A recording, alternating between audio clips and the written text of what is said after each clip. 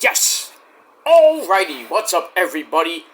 Peter Joseph here for a late Sunday night video, wherever you may be watching it from, but it is late Sunday night, June the 23rd, 2024, or if you're on the replay squad, it is now June the 24th, 2024.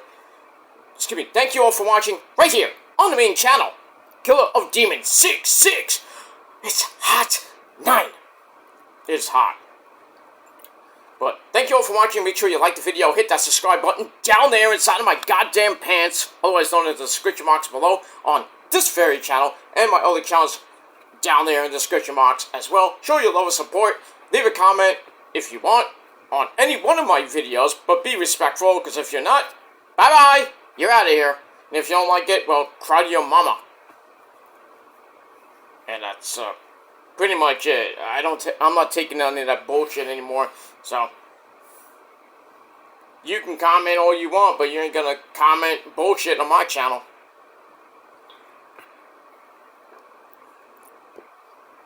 It is what it is. That's water.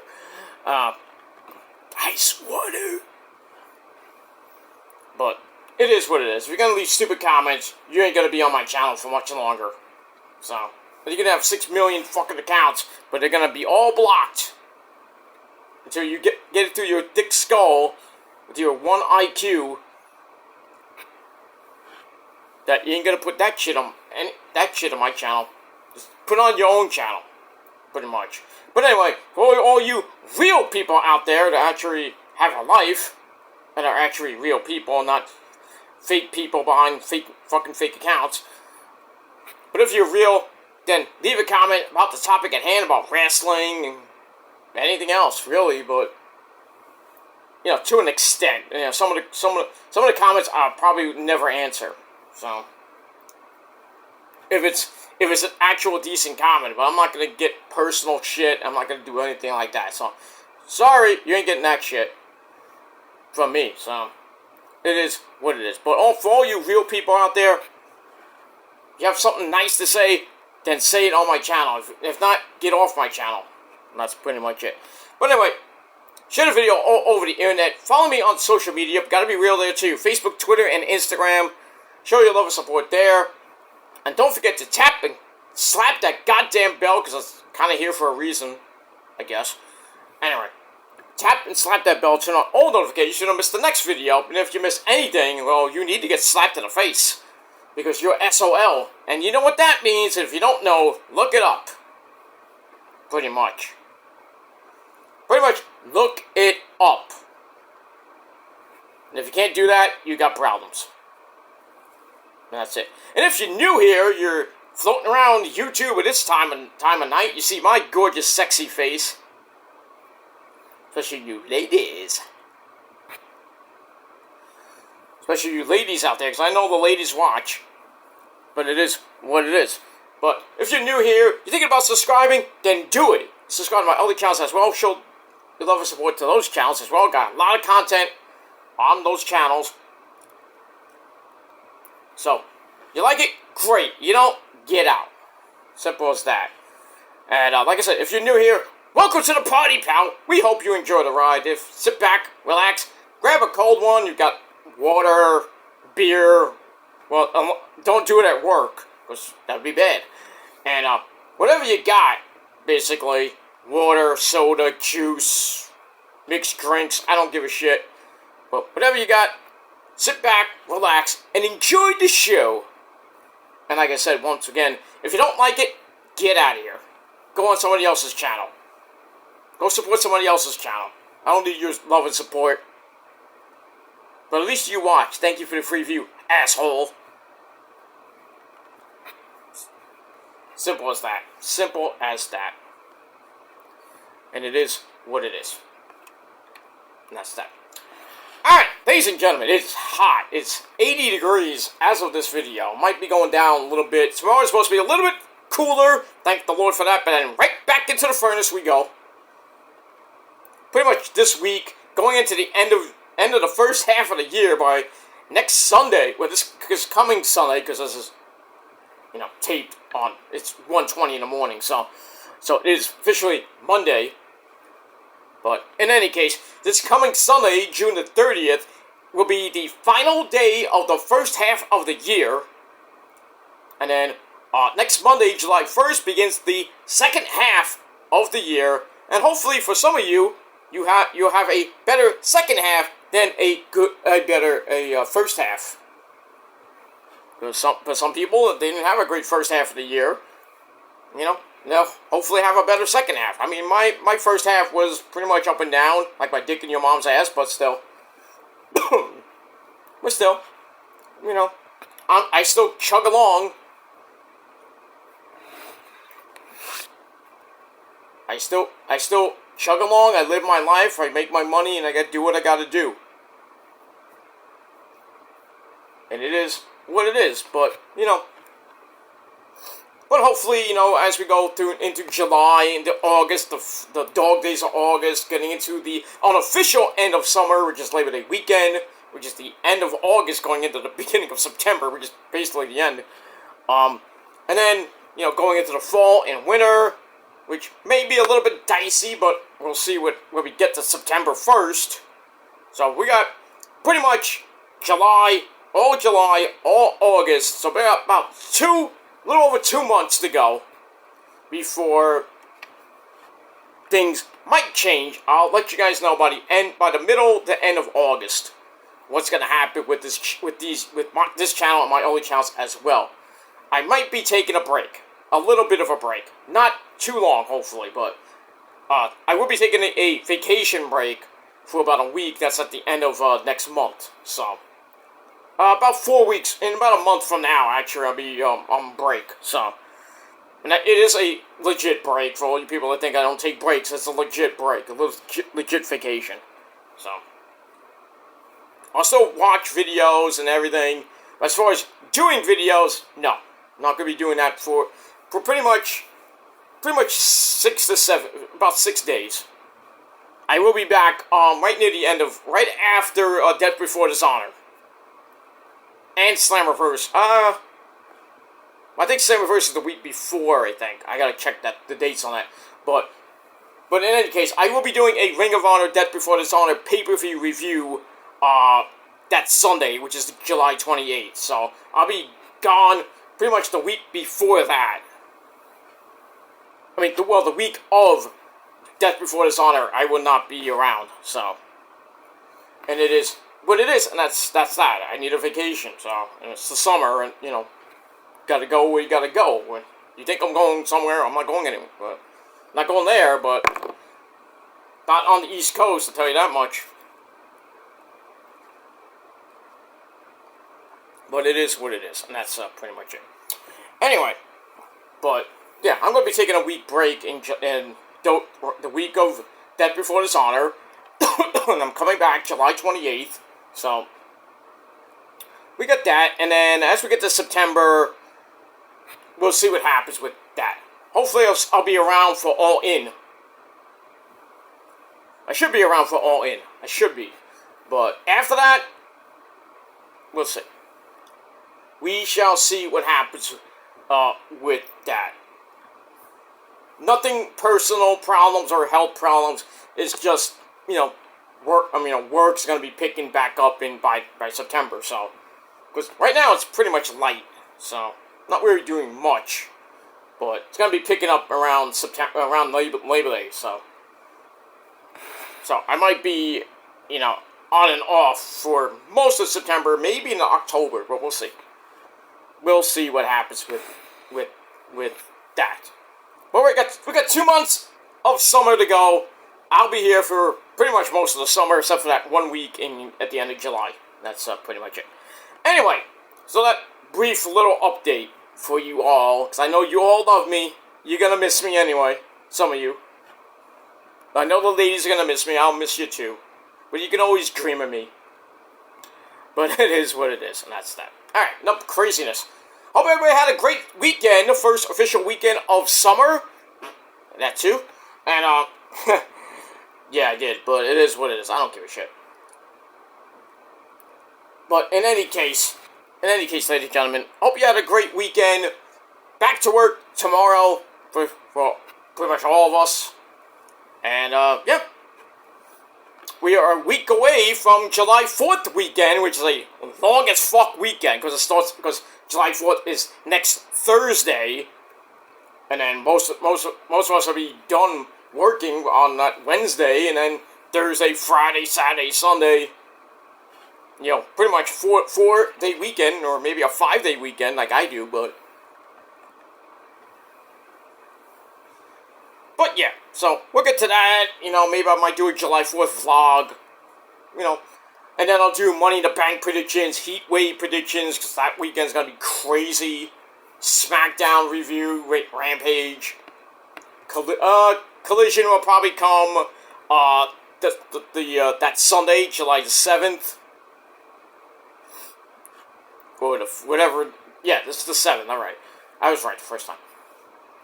So July 7th, I'll be doing Collision.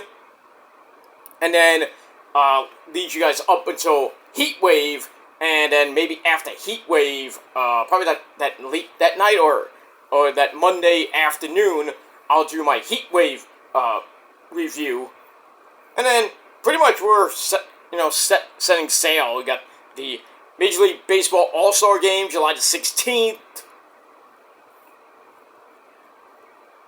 Training camp for the NFL is going to be beginning July the 23rd for the Niners. So, that's the full squad. It's July 23rd. And pretty soon we're going to be talking about the NFL, but that's at the end of right around the end of August. I'll be doing my my yearly preview for the 2024 season for the Niners, the Jets, the Giants. You know, everybody else in football. Blah blah blah blah blah blah blah blah. Also, August the 9th, coming up about 2 months from just a little over 2 months from now. Well, under 2 months from now, I should say. My 15th year anniversary. We doing that. That video is, I don't know what I'm going to be talking about besides 15 years here on YouTube. Probably do what I wanted to do for my good buddy Gemini, and I never did it. So I apologize for that, Gemini. I'm really busy, so. But I will be doing a proper video about my time here in the my time then in the WC, because there is no YWC now, because it's dead. You want to call it a wrestling community? You can call it that. You can call it the WC. It's not even a community. It's for if it's a community, it's full of shitheads. Marks, basically. There's not a lot of great shooters in this community. Besides myself, besides people like Heel Steven, like Issa and like Joe Cronin. You know, the guys on Wrestling Inc. You know, Deluxe Man and people like that. That's real people that talk about wrestling and we do it good. Not like JD, doesn't give a shit about his fucking subs. Doesn't care about anybody but his fucking self. Hey, you're all happy now because you took 2 or 3 from the Yankees, and the Yankees suck anyway, so. At least the Yankees could have done the Mets a solid, but, you know. Can't do that, right? That's why you're going to get beat on Tuesday and Wednesday. And even though the Mets have no closer right now, because Edwin Diaz got caught with the sticky. And now he's possibly going to be out for 2 weeks. That's 10 games for you dumb people at home.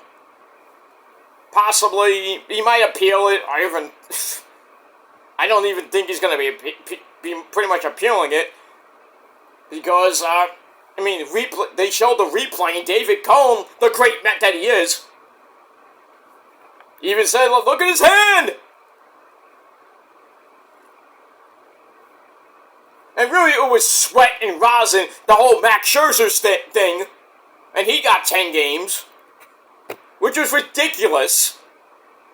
This is what happens when it's hot in July, in August, in June too, depending on what city you go to. It's hot. You're getting ready to pitch and everything. Coming into the 8th or ninth inning. You're pitching. It's hot. You get sweaty, and you have to use the rosin bag to get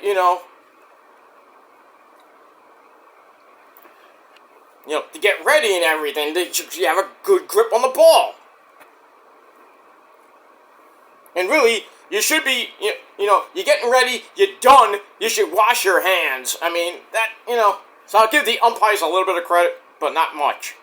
But this whole thing with pitchers, getting like Scherzer, Diaz, the guy on, the Astros, different other pitchers in Major League Baseball over the last year or two have been suspended for 10 games because of sticky, tacky, like Garrett Cole and everything. Who's the original douchebag? That's why we have this fucking rule. Great job there, asshole.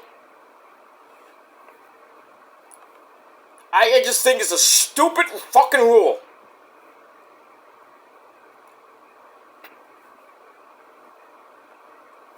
I think it's just a stupid rule, and people, their hands get a little bit sticky because they're using the rosin bag, they're sweating, so yeah, their hands will be sticky, but they're not using spider tack or anything like that, like Garrett Cole used.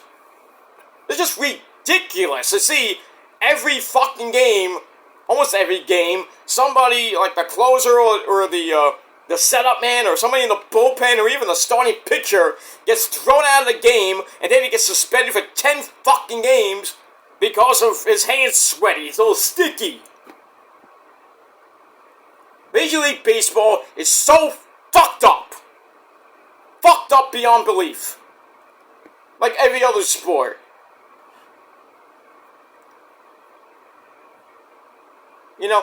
Gary Bettman, where we bet douche.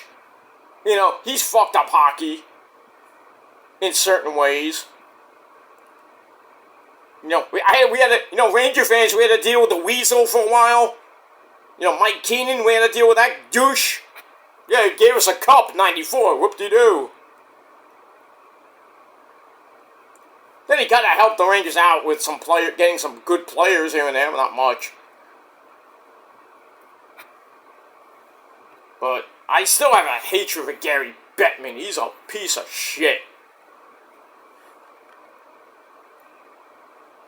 Roger Goodell, another douche.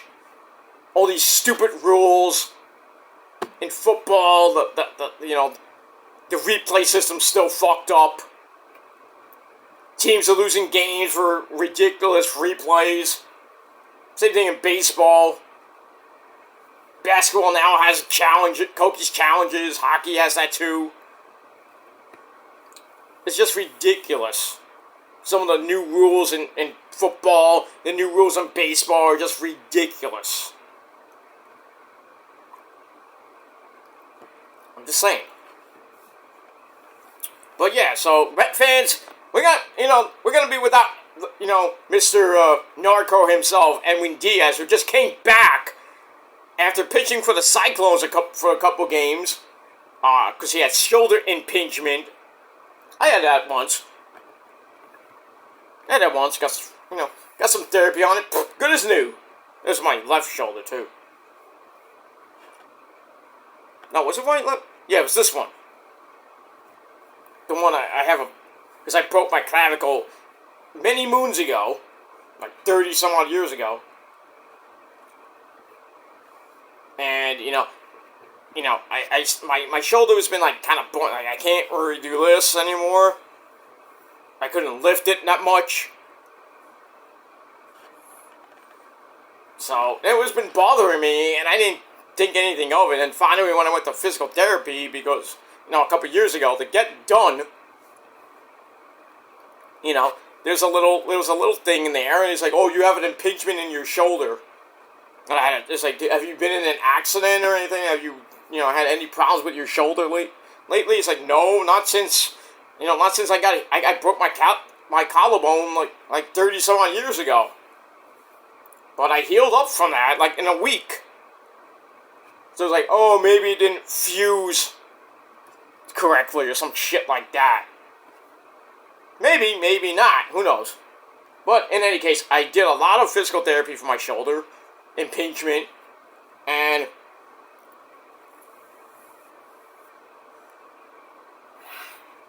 it is what it is. So now I have full motion in my left shoulder. Right shoulder is still, a little bit messed up. Not too much, but I can still, move it and everything. I can still, do my exercises on my upper shoulders area. But now my back is shot. My lower back is shot. I'm getting cortisone shots in my back and my right knee. The same knee I hurt playing hockey when I was a kid, when I was a little bitty hoaxer dude. In my teenage years. Just been on and off pain, and then, and then I thought it was good. But as you get older, you get the aches and pains and shit.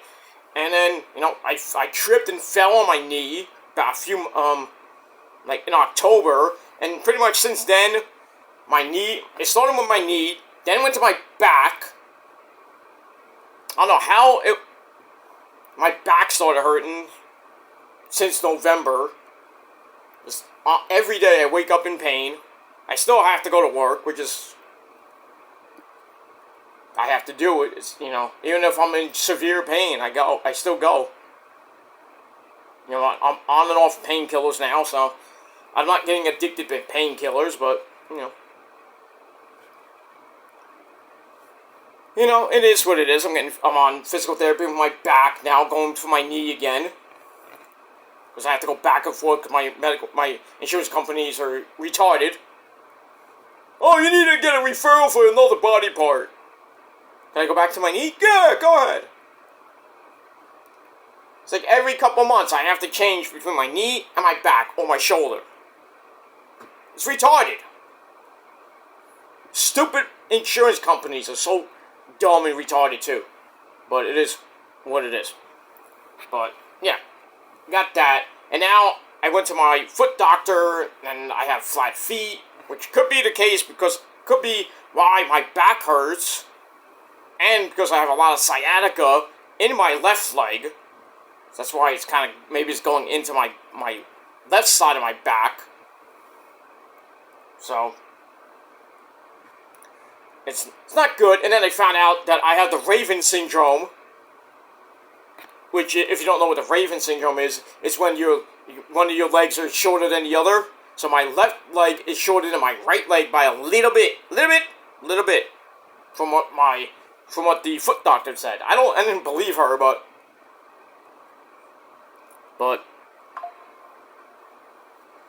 in any case, yeah, I came home, told Rose, I was like, oh, I told you that for 15 years! Your left leg is shorter than your right leg! Yeah, but my dick is big too! Anyway. But, so yes, I got that, so I got a lot of fucking problems, but I'm still kicking ass. Taking names. So it is what it is. At least I don't have to see the foot doctor anymore. It was just like a one-time thing. But if it starts acting, my feet start acting up again, I might have to go back. But I am getting some insoles for my shoes, and might get orthopedic shoes. I mean, it is what it is. It's not going to be a permanent thing. It's just a temporary thing. The same thing with my back, with the cortisone shots. I'm probably going to have to go back for maybe 2 or 3 months, depending on how my back responds to the shots and everything, and my knee, the same thing. I'm going Tuesday, and I can't go out Wednesday or Thursday, which sucks. But, so yeah, so pretty much going to be indoors Wednesday and Thursday. Good thing I work from home, but it is what it is. So that's that. So I got I'm all fucked up, but it's the way it is when you get older. When you get to your 40s and 50s, I have to go back. Kind of stop doing DDP yoga, Ain't Your Mama's yoga. So I'm getting back on that to build more strength in my my back and my knee. Still doing the exercise I've been doing for the past few months on my leg and my back. So I'm getting more strengthening, basically. My bones are like, you know. So I'm hoping by the end of the summer, by September, hopefully, I'll be back to 100%. Right now, I feel like I'm at 60 to 75% of good health and good, physical health. Mental health, that's up the wazoo too, but, it's coming along. It takes time to get back into a good mental state. So, I'm getting there, though. It's tough, because I have good days, I have bad days. I try to get through it and not think too much about bullshit. And it is what it is. That's that. But, for all the good people out there that know me for many years, one like equals one prayer, like Grimm says. So, say a prayer for your boy. So I ain't going anywhere anytime soon for all you people that want me to be gone, but I'm not going anywhere. So, sorry, you lose. And that's that. Alright, ladies and gentlemen, after 26 and a half minutes of spiel, it is time on this late Sunday night, June the 23rd, 2024. Like I said, if you're watching on the replay, if you're on the replay crew, June the 24th, 2024. Thank you for watching right here on the Kill the Demons channel. Once again, I'm Peter Joseph. I am a content creator talking about the wonderful world of professional wrestling, or whatever the fuck I want to talk about. And if you like it, good. Get out. Now. Get out. Don't let the door hit your fat ass on the way out. And we move on. Alright, ladies and gentlemen, it is time for your late and getting close to super out of date TNA, Impact Wrestling, and Ring of Honor review. For this past Thursday, excuse me, June the 21st, 2024. Alright, so TNA Impact coming off a pretty exciting Against All Odds pay-per-view this last weekend. On the road to Slammiversary, which already has 5 matches.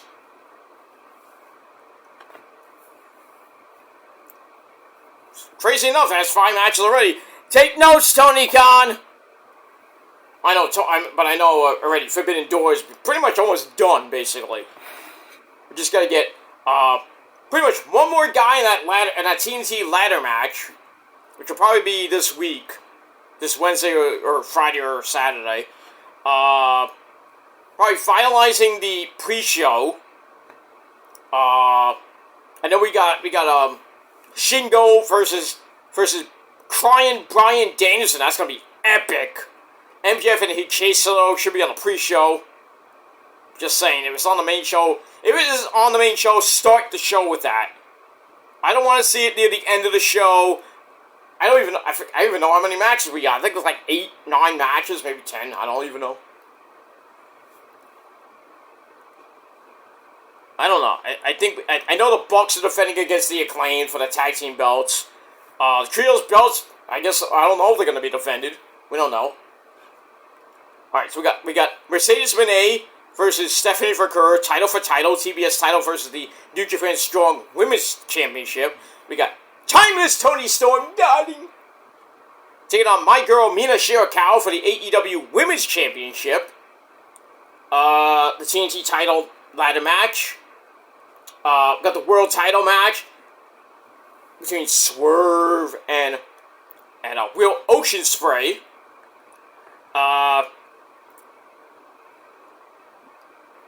I think that's pretty much it. Yeah, for title match. I think we got 5, maybe 6 title matches. Because really Okada's not even fighting. The Trios Championships are not being defended. So right now we got 5 title matches. And, actually 6 title matches. I forgot Moxley and Naito for the IWGP Heavyweight title. So that's 6 title matches. Crazy. And then like I said, we got the seventh match will be Danielson and Takagi. I think there's a women's match on the card besides those 2 months I mentioned the title matches. I think there might be one more match, and then the pre-show matches. So all in all, I think it's gonna be like around 10 total with the pre-show. 10, maybe 12 matches total, but we'll see when we get to next Sunday. And that's pretty much it. By the way,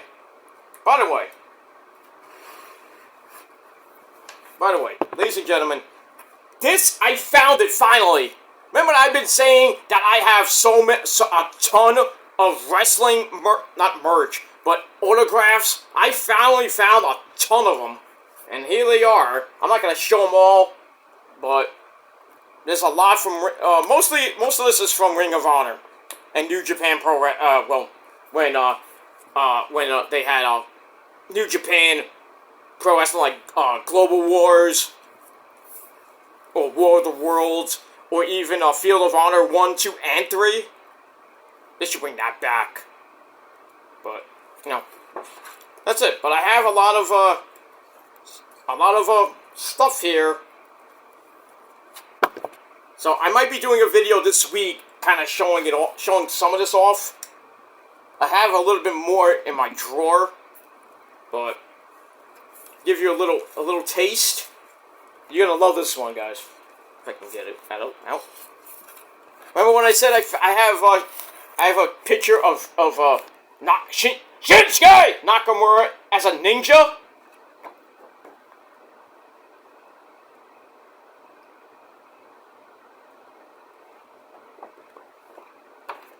This only cost me $10. This one did. The other ones, not so much. But this one, I love this picture of Shinsuke. If he went back to this, I would freaking mark out. But really, you know what they're doing with Shinsuke right? You know what Shinsuke is right now? At the sushi bar in Titus Catering. That's where he is. You should go back to Japan. They're not doing anything with him. They have nothing creative for him. Because as we all know, WWE creative is uncreative about being creative. Absolutely. And it is what it is. Have it here somewhere.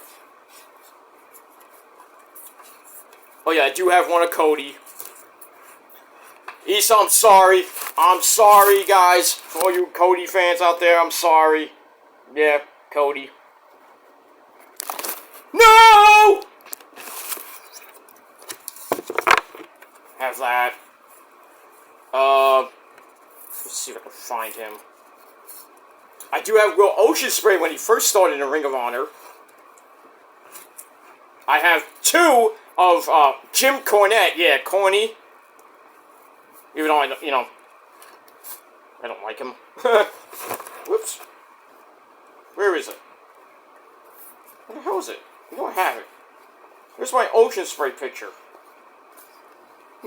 That's odd. Very odd, I don't have it.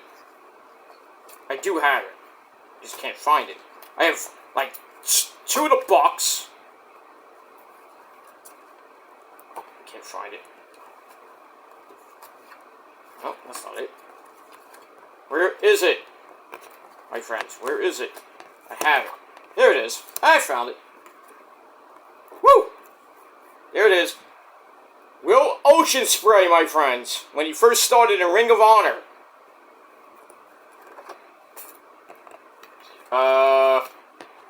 I have AJ Styles in his last match. Where is it? I have that one. I know I have that one. AJ Styles' last match in Ring of Honor. I think he teamed up with Joe. It wasn't his last match. I don't think. I know it was AJ. Here it is. When he was in the Bullet Club, that AJ. That fucking AJ. When he was a beast. And his epic fucking New Japan theme song. Can't use that now. I wish he could. We can't. You know why? Because of Tony Khan. You asshole. It is. I mean, it is what it is. And that's it. So I got that. I had Joe. I can't find that one. I got Cornet twice. I don't know how I got that twice. I got a ton of Okada. Tanahashi. Oh, I got a lot of Shinsuke's. Motor City Machine Guns. Leo Rush. I got one. I got one of Matt Taven. Mischief. There used to be Michael Elgin's wife. I got one of Michael Elgin too. When he was actually good. Not after he became a wife abuser. And then, probably the best one I have. I remember when I said I have Jay Briscoe and Mark Briscoe. There it is. We pay homage to this man. Oh, you're a great man. Reach for the sky, boy. So, yeah. I have a lot here. So, I will show them off again for you people that didn't see it. That's another video. And also, I have, I do have one for the ladies.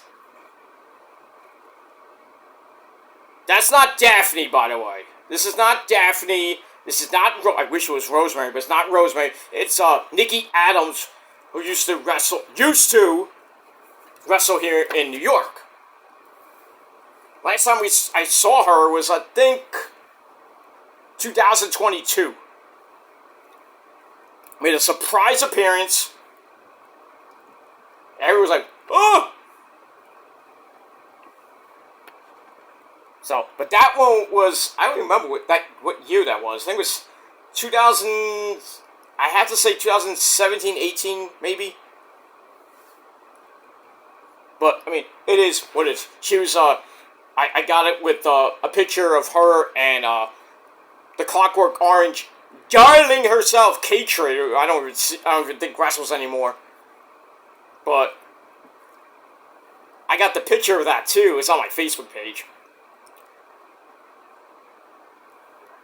So, if you follow me on Facebook, you'll see it. But too bad. Too bad. You have to actually be friends with me, and I just can't. I'm not gonna friend some schmuck. I gotta know you for a long time. But it is what it is. So that's kind of like part of my long, illustrious Ring of Honor, New Japan, autograph collection. So, I got more. I got Bully Ray. I got Marty Scurll, the villain. Whoop, whoop. That guy. Got a couple more. It's in my drawer. You heard it, but in my computer drawer on my left side. I'll get that out this week, and I'll show you everything. I would say probably Tuesday, maybe. And I'll probably put that up on my Shadows Layer channel. It'll be like a vlog. I would put it up on my Peter Gilmore wrestling channel, but it's, maybe I'll simulcast it. I don't know. We'll see what happens with that. Let me move on. All right. Now, let's get to Ring of Honor. Let's get to TNA and Ring of Honor, because I want to finish this up, and then maybe if I have a little bit of time left, and I have a little bit of energy left, I'll do Collision, and then go to bed, and we'll get up in the morning to go to work and everything. Start our day, and then I got things to do Monday afternoon to get ready, and then come back, have my sensible dinner, and then watch Monday night. That should be an interesting Raw, because a certain guy named Drew McIntyre is going to be on this show. Oh, I wonder what he's going to say. I wonder how Adam Pearce is going to take that, with what happened, what Punk did on SmackDown. Basically murdered CM Punk. Drew McIntyre is really auditioning for the Wyatt Six. And there's a rumor going around that the Wyatt Six are not going to be on every week. I'm like, why? They had an epic Monday Night Raw this week and they're not gonna be. They might not be on this tomorrow night. Why? I mean, they're invading. You know, the Pat McAfee show. The WWE Twitter got hacked. Supposedly. They even invaded a Taylor Swift concert. Made Taylor Swift look like a zombie. That was kind of cool. I mean, what's next? You know, they invade the Met game or something like that, or a baseball game.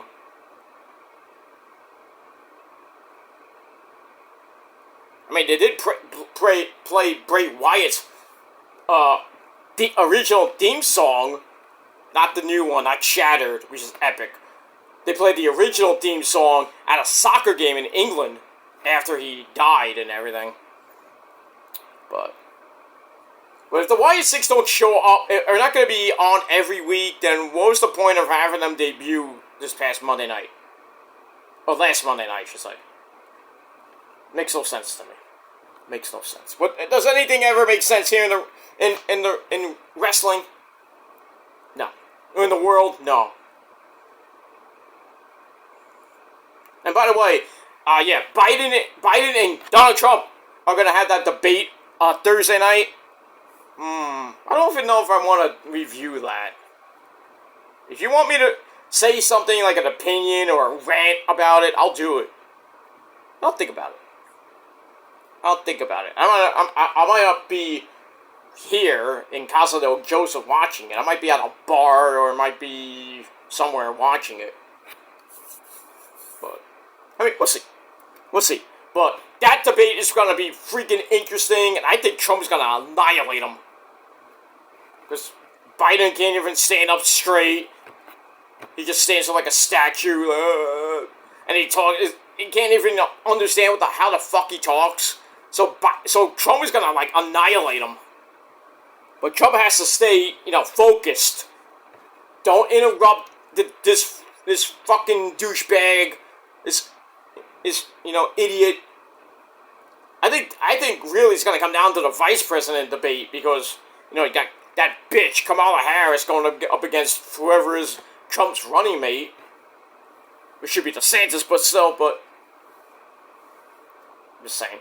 But yeah, the presidential debate is not even going to be a debate. It's going to be a slaughter Thursday night at 9 p.m. I think it's supposed to go from 9 to 11. No, I don't even think I think we're getting maybe a couple commercial breaks. Why? I know you need time to drink your water. There, Biden. Oh, I need to drink some water. No.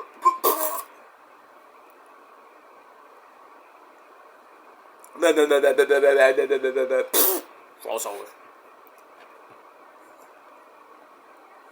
I'm gonna beat this piece of shit on Thursday night. It's gonna be huge. The ratings gonna be huge. Vote for me in November. It's gonna be huge. I will make America great again, people. Don't vote for that Alzheimer's douchebag Joe Biden. Vote for me, Donald Trump. I will make this country great again. It's gonna be huge. And if you don't like it, you're fired. Okay. We got that. So we move on. Alright, now, gets back to wrestling. Alright, so TNA this past Thursday, pretty good show. The aftermath of Against All Odds, where we had a lot of stuff. A lot of stuff. The system grew bigger as they got Fandango, Dirty Dango, they call him now.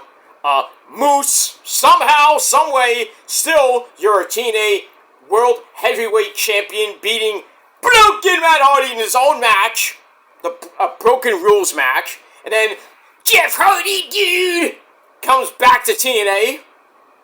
Because he ain't coming back to AEW. Bye-bye, so long, farewell. So, we got that. Brian Myers and Eddie Edwards, somehow, someway, still the the TNA Tag Team Champions, somehow beating Dolph Ziggler and his brother. By the way, they were in Puerto Rico yesterday for Summer Madness for WWC, I believe. That was pretty nice. We had a wedding down there, and you know how weddings end in wrestling. You know how weddings are. chaos. That's what happened.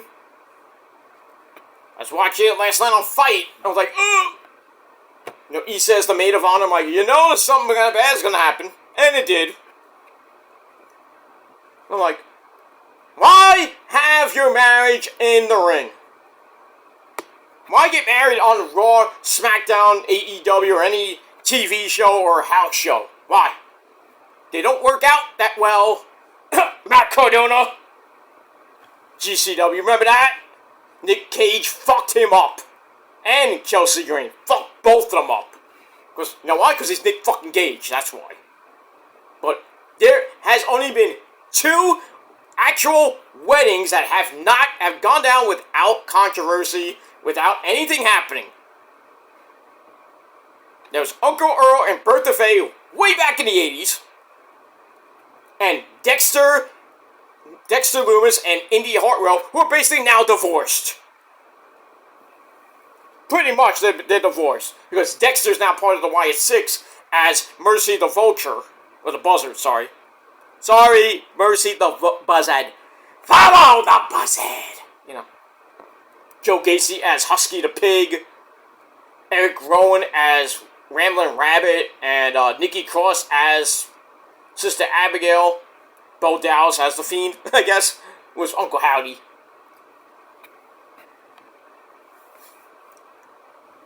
A lot of people saying, who's going to be the 6th member? They don't need it. They don't need a 6th member. Bray Wyatt is the 6th member, basically, in spirit. They don't need another guy, a girl, if like Alexa Bliss. That would be nice, but I don't see Alexa Bliss coming back as Miss Bliss. I see her coming back as the goddess, but it would be nice if she came back as, you know, evil Miss Bliss. But I don't see it happening. Let's see what happens with that. Alright, so we had that. So the tag team titles stayed. They were retained. I think Mustafa Ali retained his X Division Championship. The Knockouts tag team titles. Then out with Alicia Edwards and Masha Slamovich. Interesting. They didn't defend him on the show per se, but we had that. So we had that. Jordan Grace took on Tatum Paxley of NXT. That was another surprise. Kushida came back to TNA. So lots of good stuff happening at Against All Odds, and now we're on the road to Slammiversary. It's going to be freaking epic from that great city of Montreal. And, well, Moose will be defending that title, and I'll get to that in a little bit. But we start off the show with a recap, obviously, a long as fuck recap. And by the way, we're still from Cicero Stadium in Chicago, Illinois. So we have the Chicago tapings, and then we're going to get to the Philly tapings this weekend, actually. At the 2300 Arena, the ECW Arena, that hellhole. No, I'm kidding, it's not a hellhole. The bathroom is. But that place is epic. But don't go in the bathroom. I don't even know, if it's still... I haven't been there since, like, the 90s, so... The late 90s. That Bingo Hall, Viking Hall, whatever you want to call it. But anyway, so we had that. And a whole lot more. Alright, so we begin with that. We have Matthew Waywall, Aiden English, and Tom Hannafin on commentary. So after the recap, here comes the system, now with Fandango. Start the show. Fans really don't give 2 fucks about Alicia Edwards. Sucks to be you. Anyway, so, excuse me. So, her husband, Eddie Edwards, starts bragging about the team retaining all their belts. The world title, the world title, the tag titles, even Alicia Edwards, Knockouts tag team titles. But don't look now, Rosemary is watching! Just saying. And Brian Myers calls the team the greatest faction in wrestling history. What? Brian Myers, can I have a word with you, sir? Greatest faction in wrestling, my ass. You forgot the NWO? You forgot DX? You forgot the Shield? You forgot the Wyatt family? You forgot the Bloodline? Somebody should smack you there, Brian Myers. You need a... Whoops! History lesson. Anyway, if I was in the crowd, I'm like, wrong! It's like, oh, it's true. I'm like, oh yeah, you forgot the Bloodline. Moron.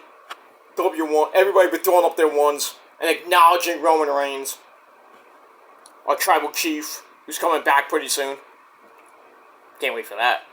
Anyway, so Myers then introduces Johnny Dango Curtis, which is his real name.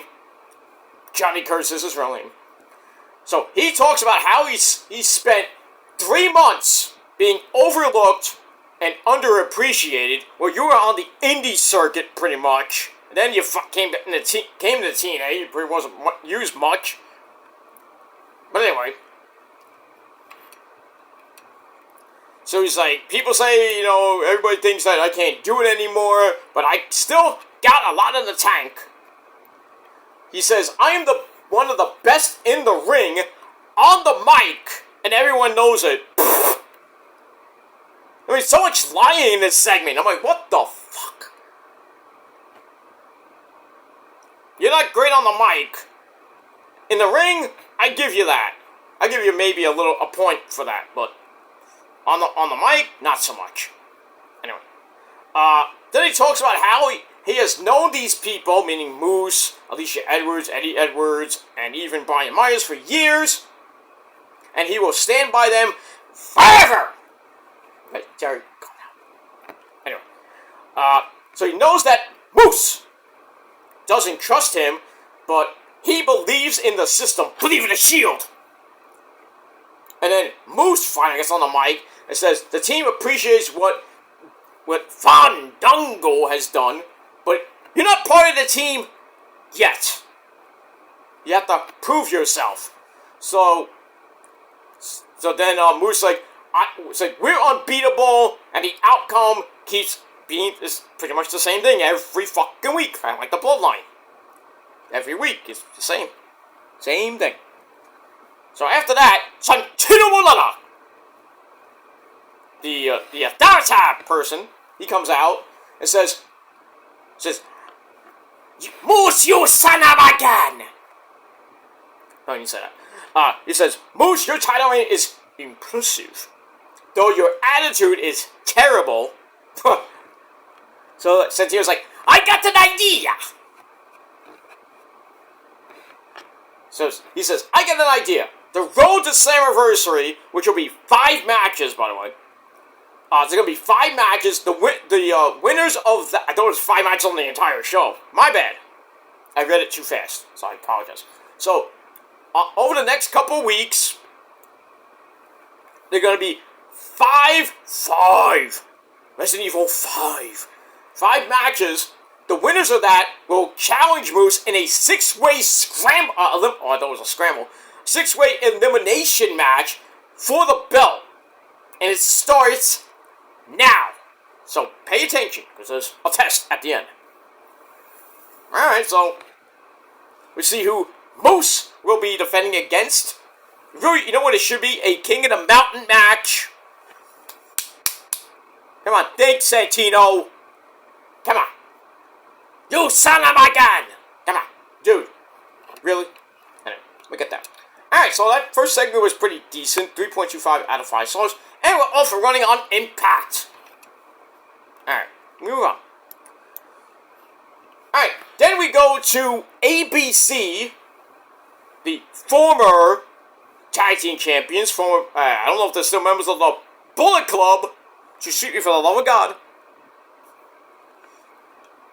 So we got Ace Austin and the great man that he is, Chris Bay, still bragging about their win over Eric Young and Josh Alexander. I think it was on the pay-per-view, or last week. I forget when it was. Anyway, so now it's time for one more big huge win before they get their tag team titles back. Alright, so we'll see how that goes. They still have some problems here and there. They worked it out. Now they're going back for those tag team titles. I hope they get them back. But we'll see what happens with that. Alright, so I get a 2.5 out of 5 stars. Alright, then we see Frankie Kazarian, who was on NXT this past Tuesday, along with Say His Name, and he appears. I believe in Joe Hendry. That has like a ton of views on YouTube, by the way. Anyway, so Frankie Kazarian is shown, he left NXT, blamed Joe Hendry for him not winning the number 1 contenders battle royal, and going on to win the NXT world title, meaning facing Trick Willie. So he blamed Joe Hendry for that. No, you really should blame the guy that threw you out, and that's Javon Evans. But you just want to blame Joe Hendry for the sake of blaming Joe Hendry. Oh, Joe Hendry had a little thing on Twitter today saying that, you know, it's a heat wave. Nice foreshadowing there, Joe. I think we're going to see Joe Hendry at Heat Wave next Sunday.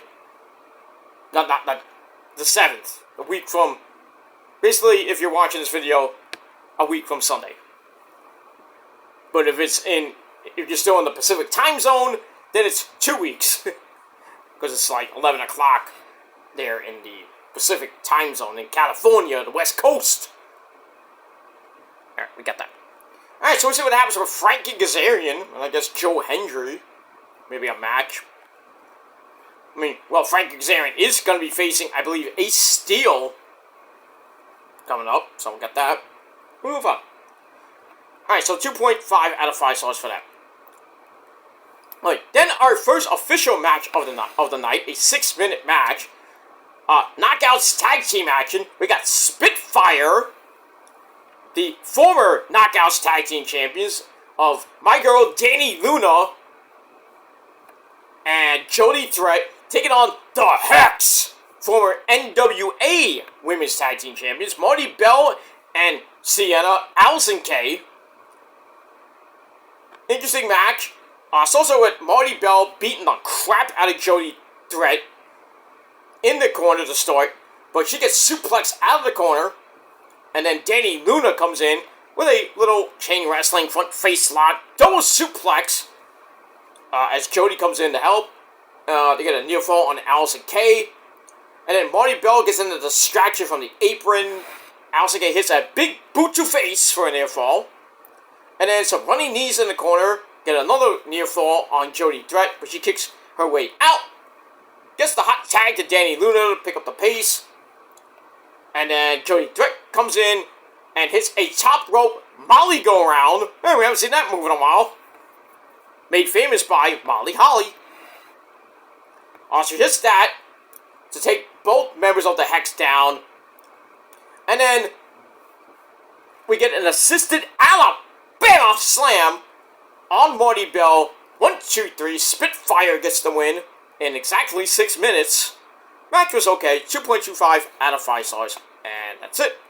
So the tag team champions are back on the winning track, and we'll see what happens with them as we move on. But there's not a lot of women's tag teams going around right now. But, you know, Rosemary and Jessica, you know, DK, you know, lurking in the wings somewhere. And that's pretty much it. Alright, then we go to After Against All Odds. I think they were like outside somewhere.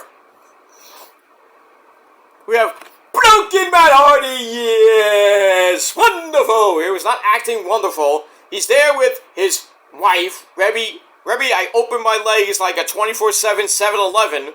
Rebby Hardy. He's there with Jeff Hardy, dude. So he starts ranting about the system, kind of pushing him into his wife by mistake. Lie.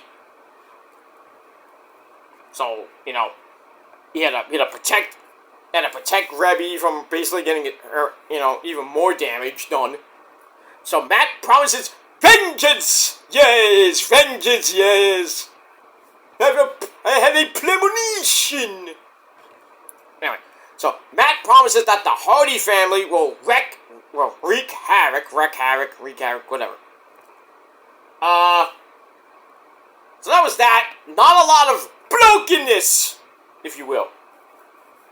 So maybe they're gonna kind of get away from broken Matt Hardy and Brother Nilo and getting back to the Hardys, like we all know and love. But we'll see what happens with that.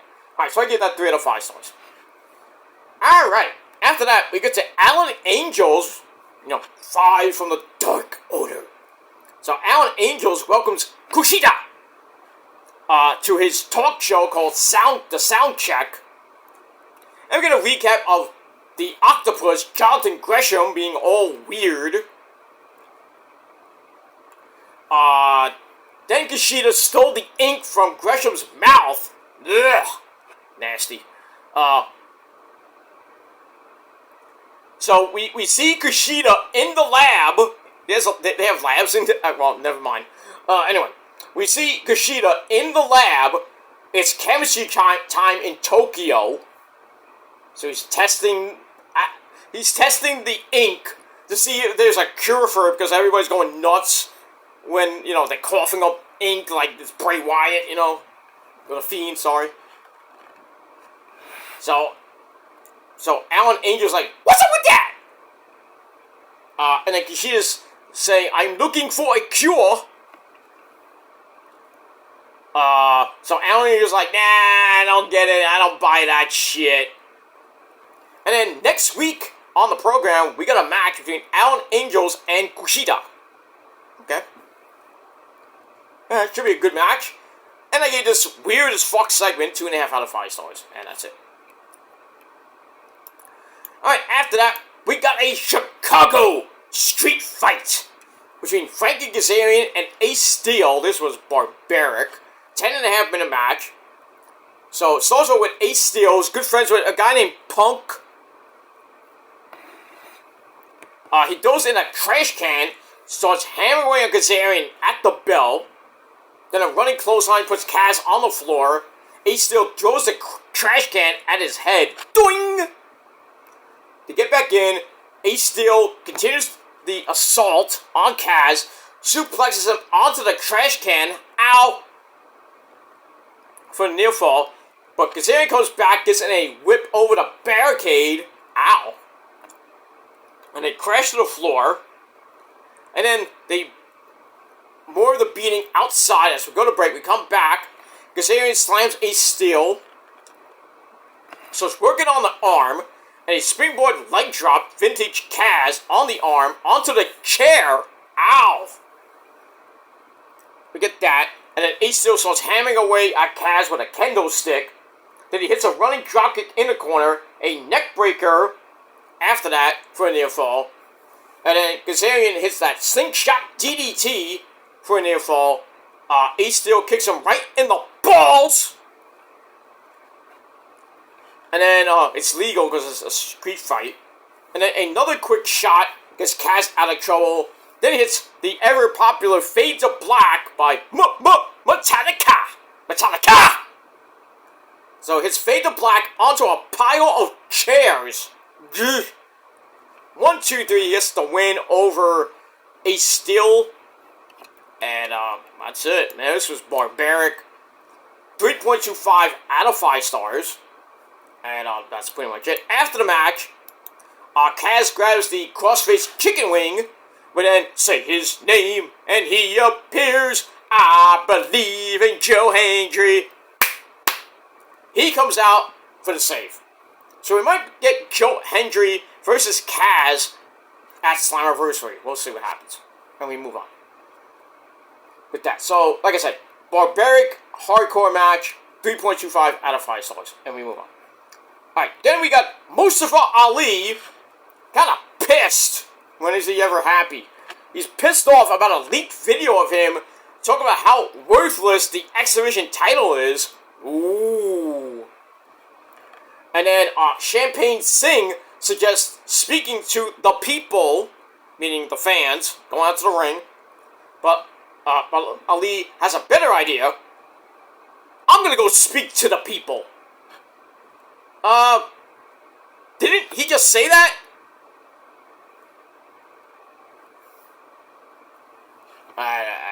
Okay, whatever. So we're gonna hear from the X-Division champion, Mr. Mustafa Ali, in a little bit. Alright, so I gave that 2.5 out of 5 stars. Alright, then it's time for the first date between Stephanie DeLander and Frankenstein's monster, PCO. We saw, I think it was, at Against All Odds, that Stephanie DeLander accepted the Black Rose. She asked PCO to go on a date. PCO's like, I'm in. We get that. Alright, so we have a little, nice romantic little table set up in a ring. Odd. Because it's wrestling. They couldn't find a cheap freaking restaurant in Chicago. Anyway, Stephanie holds the ropes for PCO because she's a nice lady. But he has to be told to not hit her with a chair. Alright, so we have the candles are all lit. So Stephanie says it's nice to be on a date with someone normal for once. I guess going out with Cardona didn't work out for you, right? Woo woo woo, you blew it. Anyway, so Stephanie tries to make some small talk.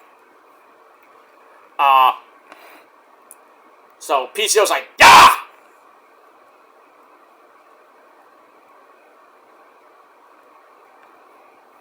Meaning he likes The Notebook. I guess the movie The Notebook. Crazy movie that it is anyway. And then we see a waiter come in, bringing a bottle of wine. I wonder who that could be. The master wrestler. Anyway, PCO takes his job. Well, does his job. Fills the glass. Nice. To the brim. And their meal is some gray noodles. Ugh. PCO starts eating it with its hands because he's I don't know how to use this fork. And Stephanie's like, okay. Look at that. So then Stephanie's like, hey, this is how you eat the spaghetti. I'm gonna teach you how to use the spaghetti, It's like, use the fork! May the fork be with you. Anyway. So, as he's trying to teach him how to eat with a fork, First Class comes out, sadly to say, TNA Digital Media Champion, Flop Dollar, AJ Francis, and the man who goes, all night long, Rick Swan, they come out. So Flop Dollar insults the wine, then starts beating the shit out of PCO. And then I think Stephanie DeLander got beat up, was getting I think she was getting beat up, or she got held back by Rick Swan. PCO gets zip-tied to the ropes in the corner. And then Stephanie somehow breaks free, slaps AJ Francis, but gets chokeslammed through the table. God damn! And then he starts talking some shit. That's pretty much it. So it looks like we're going to get PCO against Flop Dollar for the Digital Media Championship. But I guess he's going to save Stephanie DeLander and everything. They're going to have a wedding. You know how weddings go. I told you this Bride of Frankenstein type gimmick is going to happen. It's weird. It's interesting at the same time. Alright, so all this I gave 3 out of 5 stars. And we move on. Alright, after that fiasco, we go back to some wrestling action. And we have Ash by Elegance. Dana Brooke taking on, for the first time in TNA, Heather Reckless. I haven't seen you in a while. Well, it's great to see her. She looked great. Anyway. I think she had her goon at ringside, too. Yeah, the concierge, what's his name? George the Iceman. Not that Iceman, Jeffrey Rose, but, Big ups to him, by the way. Anyway, so back and forth match.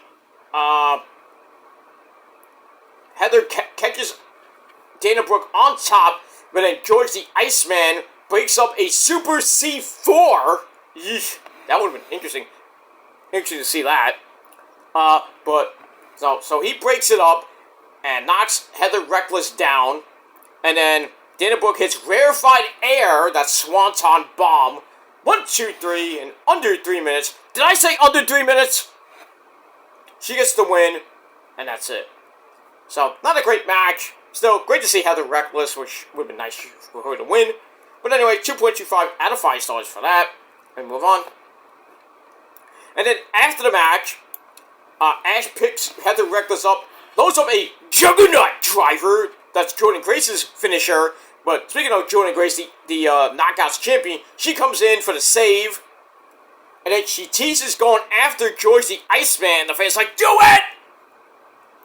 But then Ash gets in a belt shot to the head to knock her down. So as I kind of predicted, Ash by Elegant, or Dana Brooke, is going to get a Knockouts title shot, most likely at Slammiversary, and she will win it. So her first actual major title is going to probably come true at Slammiversary. You hate to see it, but it's going to happen. Then they go to break and come back. Jordan Grace is pissed. She wants to hurt Dana Brooke. So, we'll see what happens with all of that. And we move on. Blah, blah, blah, blah, blah, blah. Alright, so after that, we go to our next match. We have Fandango taking on Ryan Nemeth, not Dolph Ziggler. It should have been Dolph Ziggler because I would have had a field day. Oh, like, this is like a WWE match in a TNA ring. You guys know each other. Alright, so this match wasn't great. It was a second over the Stone Cold time on 3:16. What? I said 3:16. What? I said 3:16, Steve. What? Calm down. Steve, stop it.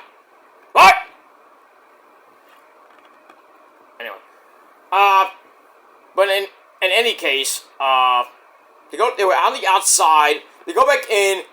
Fandango kicks the rope for a low blow. Where's the DQ, ref? Do something. Do something! And good old-fashioned cheating by Fandango. And then he hits down and dirty. I guess that's the last call, the last dance, whatever, that freaking leg drop off the top. 1, 2, 3, he gets the win. I didn't really give 2 fucks about it, so I gave it 2.25 out of 5 stars. And then after the match, the rest of the system come in for a beatdown, and then Dolph Ziggler has to come in and save his brother. And that's pretty much it. Alright, moving on. Alright, then we get where various shows will be taking place. So, you might see TNA in a place near you. So, be on the lookout.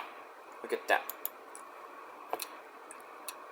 Alright, then we have, once again, Eric Young and Josh Alexander. They're talking in the back. They want to go to the main event of Slammiversary. Well, one of them is going to go because our next match is a Road to Slammiversary match between 2 former heavyweight champions of the world, one of them being the longest one, that's Josh Alexander, against an OG like Eric Young. Pretty good match, actually. I actually enjoyed it. Almost an 11.5 minute match. Back and forth they went. Eric EY tries to go for the power driver. Gets counted into the ankle lock. And then EY breaks that up easily. Hits a pop-up neck breaker into a pile driver. Ouch. For a near fall. And then Eric Young tries to hit a middle rope pile driver. Damn. But Josh Alexander broke that up into the ankle lock again. That gets broken up again. And then Josh Alexander goes right back with a German suplex. And then the C4 spike. 1, 2, 3. So he is the first participant in the 6-way match with Moose. So we got Moose taking on Josh Alexander and 4 other people. So we'll get to see what happens with that over the next 4 weeks, I assume. Because it is kind of 4 weeks till Slammiversary. So we'll see what happens with all that. But still, great match. 3.25 out of 5 stars. So Josh Alexander gets the win over EY. And then after the match, the good old code of honor. You gotta love it. That's what I like to see. Not this, I don't want to shake your hand bullshit. Claudio. By the way, Claudio Castagnoli showed up on Adam Cole's Twitch stream today. Unexpected.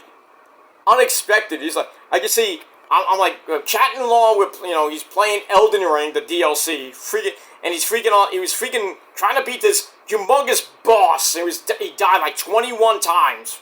So it took him like a day and a half to finally beat this boss. And he gave me a shout out when I said, finally! Finally! And now he's on another super boss called the Death Knight. He's lost before he left, he died like 3-4 times. Because the Death Knight is like a cheap bastard. And I don't play games like Elden Ring. Or, like Dark Souls, stuff like that. Or Warcraft, stuff like that. But, I'm actually interested in it's not for, I don't think it's for the PS4 or PS5, but I could get into Elden Ring. It's just like, with the weapons upgrades and stuff like that, I have to, use the cabeza, use the knowledge instead of using a guide. But, I could get into it if it was on the PlayStation, but I don't think it is. I think it's on Xbox. So, if it's not on Xbox, then let me know. But we move on. But yeah, Claudio showed up. He was like, hey, I'm the Swiss. So we were like all talking to Claudio for like a little bit. He wasn't very, he only left like two comments and that was it. And he left. Probably drink some coffee at Claudio's Cafe. My name is Claudio and we drink coffee at Claudio's Cafe. So we got that. So that was kind of cool. I am following Claudio on Twitch. So you should too. Claudio's Cafe on Twitch. And you can also follow and subscribe to Mr. Adam Cole, baby, the Chugs. Tell him I sent you. And that's pretty much it. And we move on. We move on for that. But it was cool to see Claudio. Very cool. Part of the party with Broski, B-Fresh, Tyler Breeze, Xavier Woods. I think one another guy. I could be wrong on that, but anyway. But yeah. Great stream today by Chugs. He won't be on until Thursday because he's going to be off for the next 3 days. I wonder why. Probably taping some stuff for... Maybe we'll actually see him again on AEW television. Who knows? Who knows? I mean, Ratty is not around. And the Kingdom... the rest of the Kingdom, the Undisputed Kingdom... I'm Matt Taven and Mike Bennett, not really doing anything. They had a match, which I'll get into in my Ring of Honor review. And Boydlow, don't know what he's doing these days. Pretty much, the Undisputed Kingdom want nothing right now. They're here and there every so often.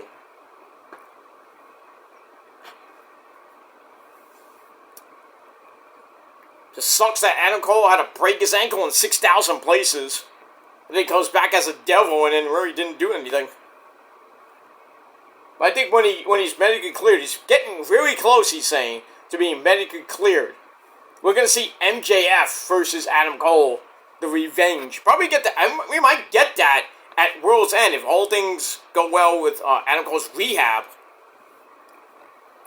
We might get the match that we could have saw at World's End, which was Adam Cole, baby, and MJF 3. If we don't get it by the end of this year, we might get it at Revolution in February 2025. We'll see. We'll see what happens with that. Alright. So anyway, great show of respect at the end of the show between EY and Josh Alexander. So Josh Alexander is going to Slammiversary to face Moose and 4 of the guys for the TNA World title. And that's it. But all in all, this was a pretty good show, and I gave it 7 out of 10 stars. A solid 7. And that's it. Alright, now we're going to go right to Ring of Honor. Which I believe this episode was episode 69. I could be wrong, but I think Tony Khan might have watched one of my rants, or pretty much one of my videos, and actually put not 1, but 2 title matches on the show. About fucking time, Tony Khan, man. About fucking time. And that's it. Alright, so, and one of them was for the Ring of Honor TV title, a 2 out of 3 falls match, as Kyle Fletcher defended the belt against Lee Johnson. That's Julia Hart's husband, by the way. Also, the Kingdom of Mike Bennett and Matt Taven defending the tag team belts against Daddy Magic, Matt Maynard, and Angelo Parker 2.0. So we got that, and a little bit more on the card, as we're about a month away from Death Before Dishonor. No matches announced yet, as always. Probably won't get matches until like a week before. I think we kind of know 2 matches, which is Queen Aminata and Athena for the Ring of Honor Women's Championship, which might change. We don't know that yet. That's not definite. And we also got my girl Billy Starks defending her Women's TV Championship against Red Velvet from Your Mama's Kitchen. That's basically 2 matches. Not announced yet, but it's looking like it's going to be announced pretty soon. And we got that. Alright, so we're from the Mid-America Center in Council Bluffs, Iowa. And our commentary team, as always, Ian Riccaboni, and my good friend, the Pasta. Caprice Coleman, a great man. He's a great man. The other guy, not so much. But we move on. Alright, so, decent show. Pretty decent show as we're getting towards Forbidden Door and then Death Before Dishonor. So we got that. Alright, so we started the show with the opening sequence, then running down the card. That too. Alright, so we begin with match number 1. We got Aaron Solo Mibuki taking on Titan. We haven't seen him in a while in Ring of Honor. He is from CMLL. We all know that. Alright, it's a pretty decent match. I'm just going to paraphrase for for most of this review. Back and forth they went. A lot of flippy dippity doos. But we get near the end. Solo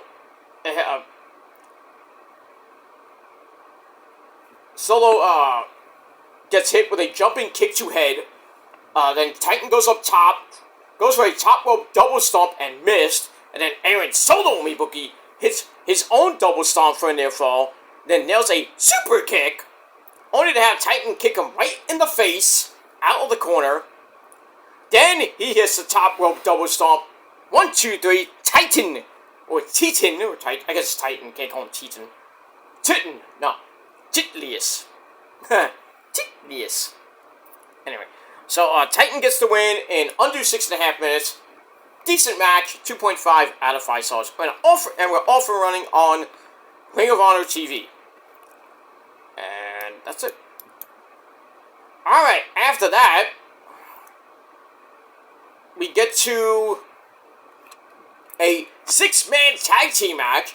We got another guy, we say his name and he appears. It's I Believe in Anthony Henry. So, he teams up with Grant Garrison and Cole Carter, with the lovely Maria Kanellis Bennett finally back on Ring of Honor TV. And shaking her, well, not shaking, but her ass is out there at ringside. as they take on the infantry of Colorado and the captain, Sean Dean, along with Trish Adora at ringside. So they team up with Serpentico, who has had a very, and I mean very long feud with Griff Garrison, Cole Carter, Maria Kanellis. It's insane and needs to stop. That's that. Match was decent, not great. 10-minute match. We're getting to the end. Serpentico fights up, grabs a Hurricanrana out of the corner, gets the hot tag to Charlie Bravo, and everything breaks down, and then Griff Garrison drops Sean Dean, leaving Serpentico to hit a flippy dippity doo. And then he hits another flippy dippity doo called a Swan Dive for a near fall, as all 6 men are down. They get back up. Serpentico knocks Anthony Henry down again. Then he gets hit with a chair. Ow. Where's the referee on that? By Griff Garrison.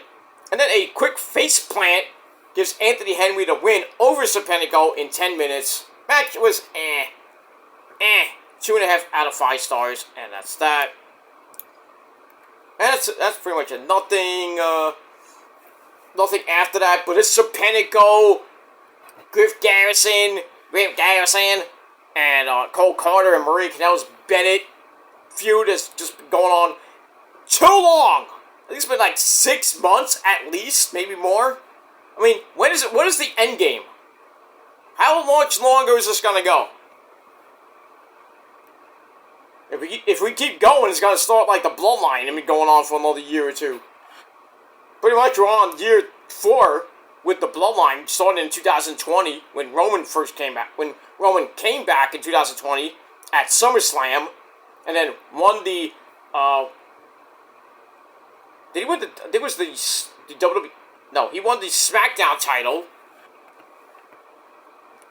and then went on his reign of terror, and then beat Brock Lesnar at WrestleMania 30. I think it was 38.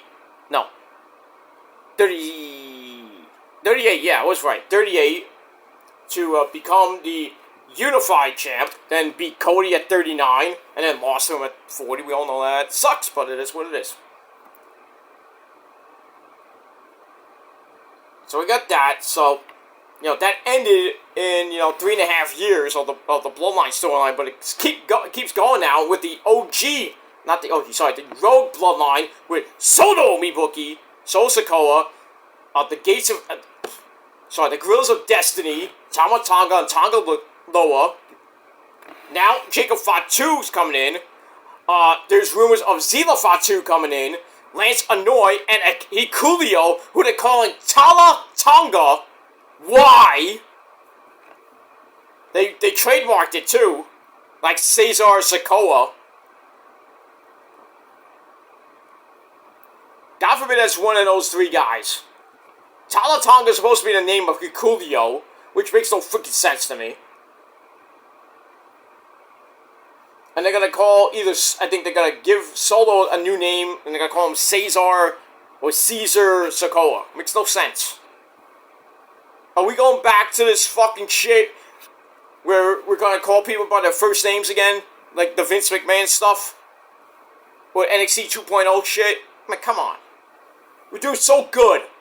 We're doing so good right now in WWE with Hunter's cooking right now. But you're gonna start doing this shit. I'm gonna have to question that. I'm like, what are you doing? You're on a hot streak and you're doing this shit?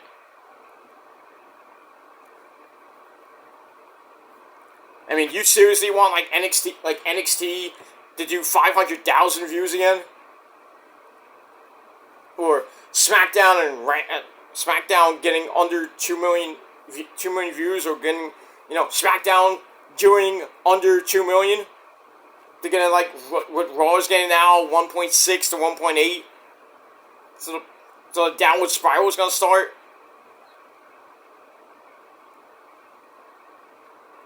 I don't know. Alright, so we got that. So this whole Serpentico, Maria Kanellis Bennett, Cole Carter, Griff Garrison thing needs to fucking end. I mean now, because it's getting pathetic. That's that. Alright, then we get a hype video for Kyle Fletcher and Lee Johnson for the Ring of Honor TV title in a 2 out of 3 falls match. Okay. Move on. Alright, then we get to the good part.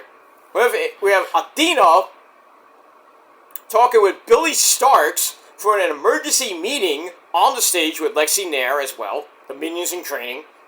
Athena is seen on crutches and a walking boot. So she's like, it looks like I'm going to be out 4 to 6 months. I got torn ligaments in my leg. And, you know, it's a somber time. It looks like she's about to drop the belt, vacate the belt because of injury. So she's like, it's like, I'm going to do what's best for me, best for Ring of Honor, best for the women's division, and I'm not fucking leaving! I was like, I knew that was coming. I just knew that was coming. So then Queen Aminata, holy shit, what you were wearing. Woo! Sky Blue must love that. Not Sky Blue, who? I don't know. Sky Blue was saying wifey. I thought Sky Blue was with Kyle Fletcher. Well, if she wants to swing that way, I don't mind that, but still.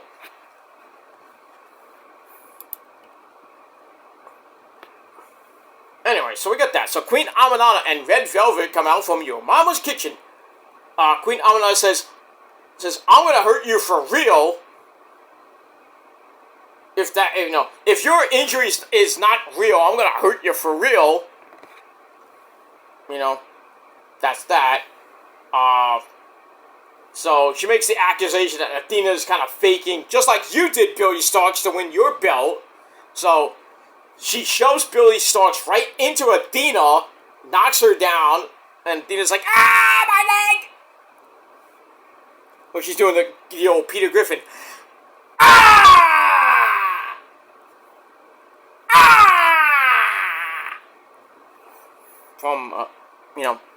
From Family Guy. So get that, and then everybody has to clear the way. Security has to come out to stop this shit.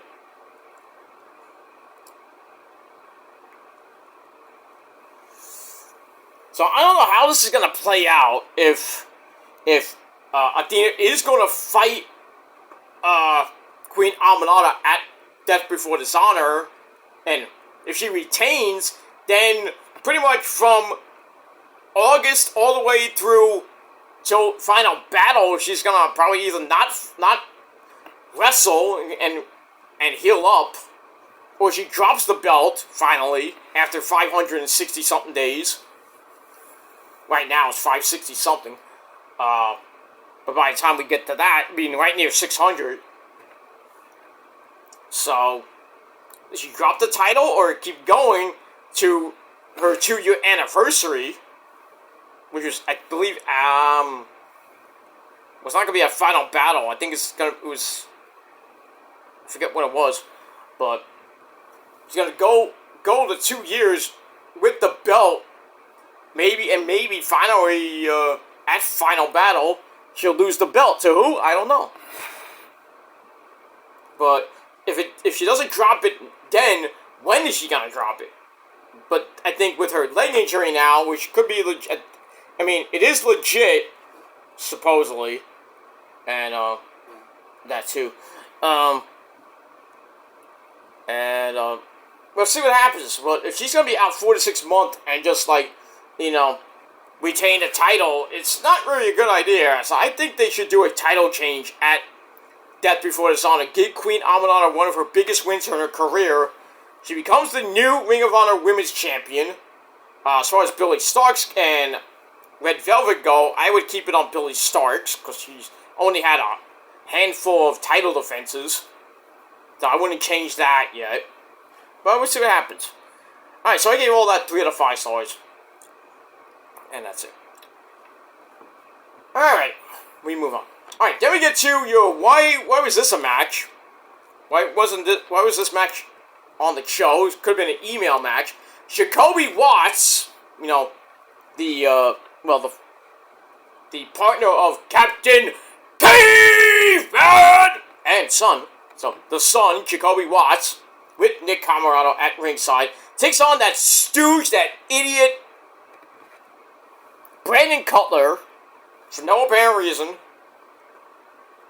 Brandon should have just stayed home and edited up being the Dark Order, which I don't even watch that much anymore. I can't.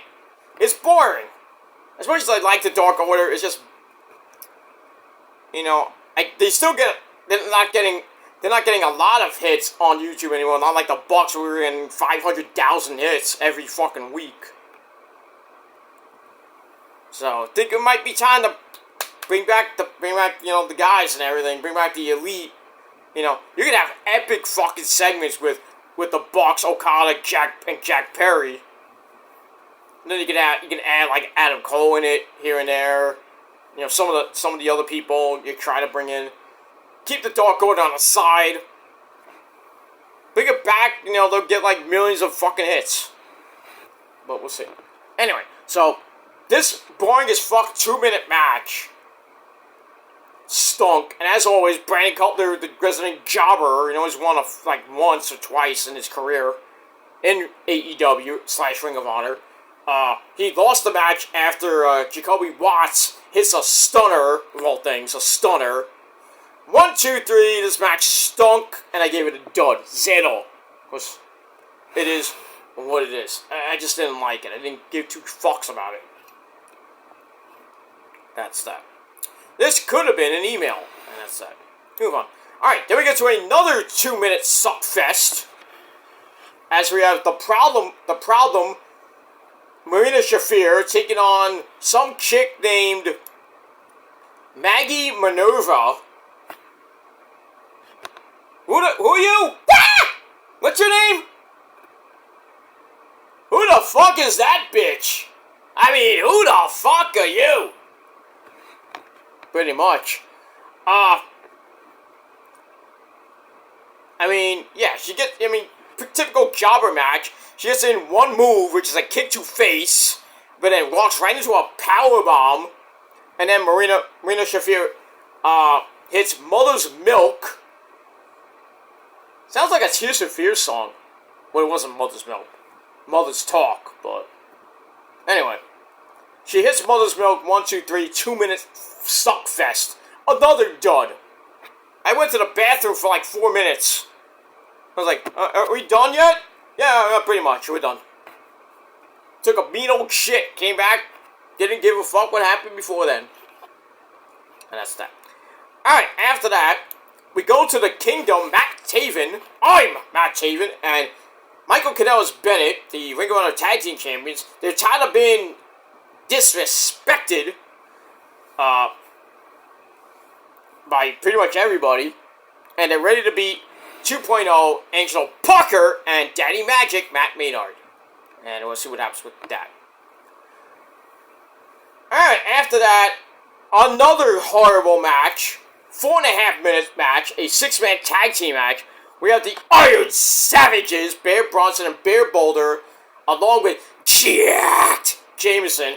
They take on the team of Eric Esnight, Isaiah Harris, and Jay Marston, I should say. I'm like, the fuck is this?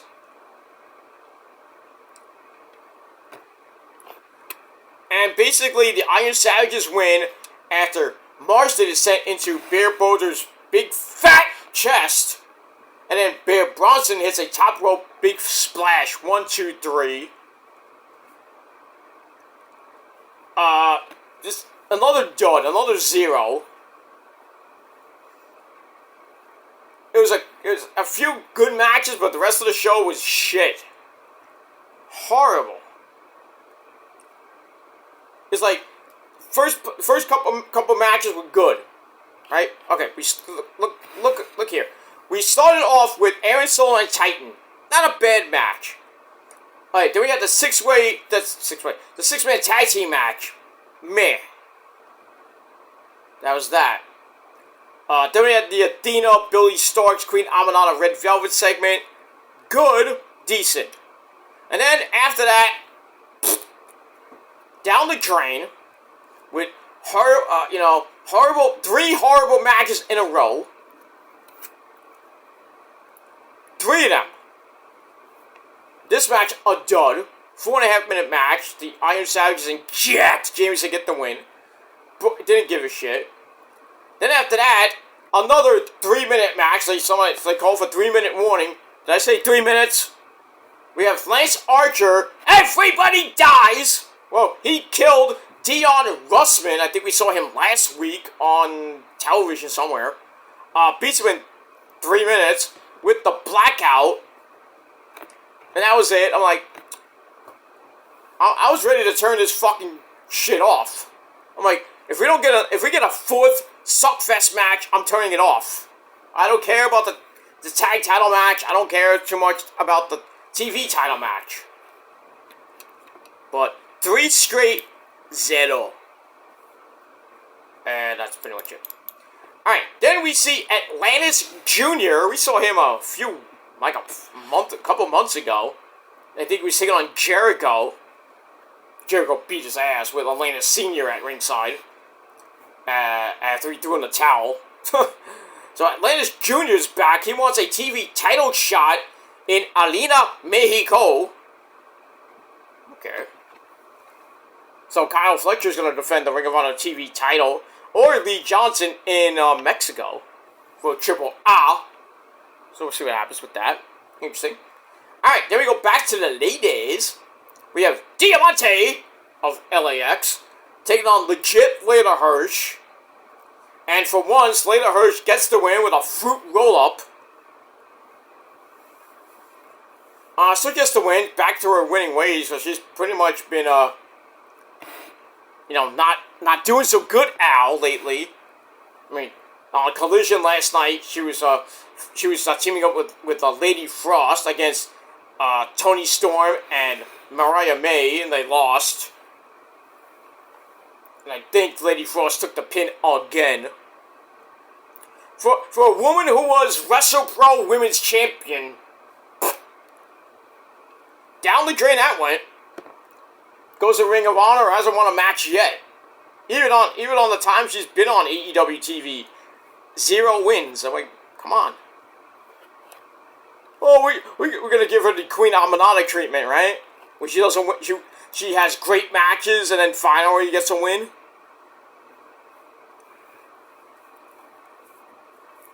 It is what it is. Alright, this match lasted longer than the other matches, 6.5 minutes.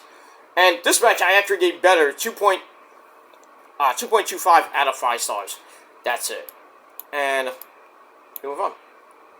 Alright, after the match, Diamante drops Layla Hirsch again, and Layla Hirsch has some bad ribs going into the match. So, we got that. Alright, then we go to the tag team title match between the Kingdom of Matt Taven and Mike Bennett taking on 2.0 of Angelo Parker and Matt Maynard. Pretty decent match. This was an actually decent match. Back and forth they went. The Kingdom tried to use chicanery. The referee had to stop it. But we're getting to the end and get a hot tag to bring in Daddy Magic. Locks in a Boston Crab on Mike Bennett. And then Matt Taven slaps the crap out of Daddy Magic, Matt Maynard, and where he can't break it. So Mike Bennett somehow gets to the ropes to escape from losing the belts. And then we get a double snake eyes into a double DDT. Get a near fall on Mike Bennett. So then Daddy Magic grabs the belt, wanted to do a belt shot, but the referee's like, no, no, no. He takes it away, and then Mike Bennett rolls him up, 1, 2, 3, in 10 minutes to retain the tag team belts. So they finally defend it, but, they retain it at the same time. I don't know who they're going to lose to at this point. Because, how Ring of Honor is, they have no challenges for these goddamn belts most of the time. So, match was decent, 2.5 out of 5 stars. A step up from the last few matches. We got that. Alright, then we go to your main event of the evening. This was the match of the entire show. For the TV title, Lee Johnson taking on Kyle Fletcher in a 2 out of 3 falls match. So the first fall was very exciting. Death Valley Driver to a standing moonsault by Lee Johnson. Fletcher knocks him down hard to the floor. Johnson hits a power bomb. Hits a moonsault from the apron. They go on the apron. Fletcher hits a bling buster. Ouch. Into a power bomb back inside the ring for a near fall. Then they fight over the big shot drop. And then Fletcher hits another bling buster for a near fall. Then a third bling buster. What are you, Generico? Stop it. And he gets the first fall in under 12 minutes. So he's up 1 fall to none. So next fall he will retain the belt. But Lee Johnson comes back. And Kyle Fletcher goes for a super brain buster, like a Generico turnbuckle brain buster. That gets broken up. Lee Johnson grabs a fruit roll-up to kind of even the odds a couple minutes later. So it's now tied at 1. The next fall will either retain the title for Kyle Fletcher or Lee Johnson wins the title. So they get back up. They slug it out in the middle of that ring. Lee Johnson gets a near fall off a sunset flip. Then he sends Kyle Fletcher to the floor for a sunset flip bomb. Ow. That had to hurt. Then the referee's counting him out. Gets to 19. And both guys get in the ring. But then Fletcher dives back to the out. Fletcher almost got counted out. Even though I think he retains the title if he gets counted out. I don't know how that works. Anyway. Then we got not 1, not 2, but 3 straight frog splashes, Essie. And Eddie Guerrero's man. Why are they doing the 3? Why? Pero, tell me why, Essie. I don't know, Eddie. I don't know. What? Don't ask me every time somebody does a frog splash. They're emulating you, okay? I know, but they can't hit it like me, Essie Pero. I'll tell them. Stop doing the frog splash, people. So 3 straight frog splashes by Lee Johnson, gets a near fall, and then the referee starts like checking on Fletcher to see if like his rib cage is still intact. I don't know why he was doing that. Like, not like Fletcher was dying or anything. But that distraction let Fletcher get in a nut shot behind the referee's back. Then a bling buster to retain the belt. Ugh, you hate to see that. Over 20 and a half minutes. So, he gets the win to retain the belt.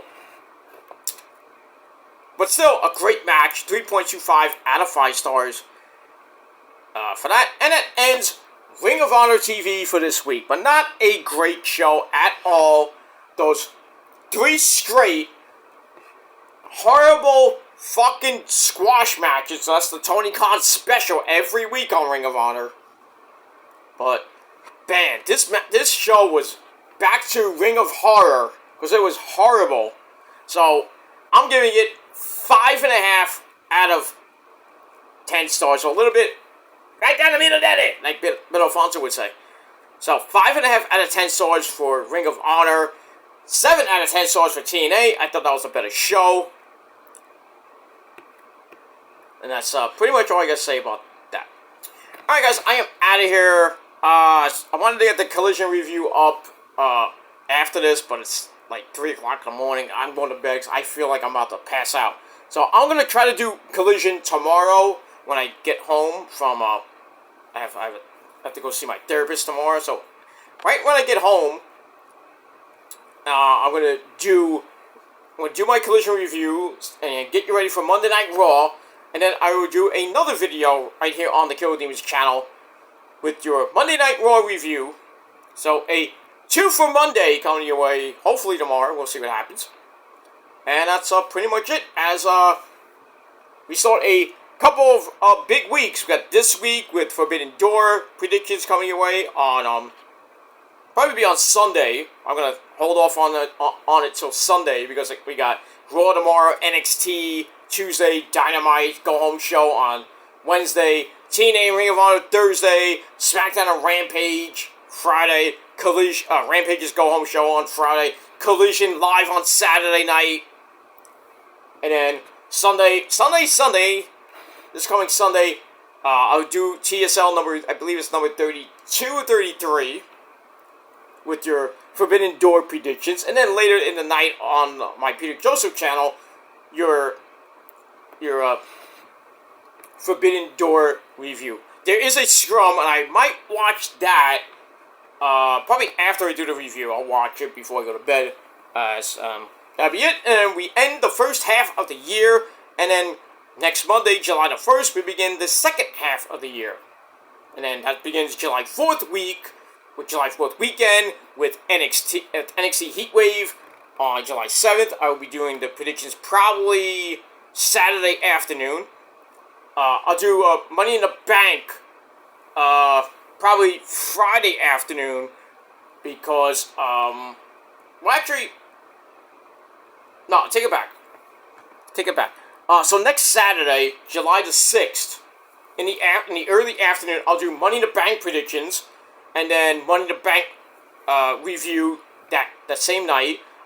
Then Sunday, early Sunday, I'm going to do Collision review, going into my predictions for Heatwave, and then I might, if I'm up and if I can have energy after Heatwave, I'll do Heatwave review, or I will hold off on that until July 8th. But hit that bell so when I do those videos, you'll be first one to see it. So that's pretty much it.